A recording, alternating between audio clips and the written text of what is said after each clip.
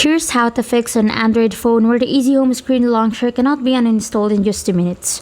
Today I will show you in a step-by-step guide the real fix that works when the uninstall button refuses to remove Easy Home Screen. First, open the Settings app on your Android phone. This is where you'll change the launcher that's currently controlling your home screen. Once you're inside, tap Apps, then open Default Apps or choose Default Apps depending on your device. If your version looks slightly different, look for a section called Home App, Home, or Launcher.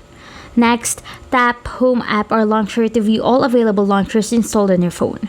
You'll see options such as One UI Home, Pixel Launcher, or your device's original launcher alongside Easy Home Screen. Select your original launcher. As soon as you do, your normal Android home screen should return. Then go back to Settings, open Apps, and search for Easy Home Screen.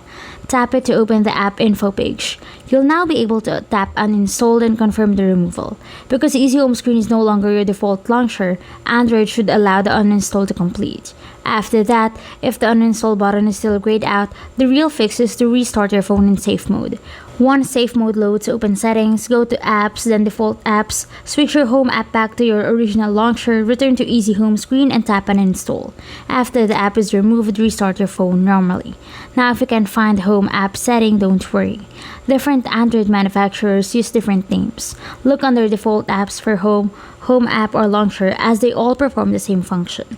Once everything is set, your phone will return to its original Android launcher and the Easy Home Screen app will be successfully removed from the device. Following these simple steps makes removing Easy Home Screen quick and easy.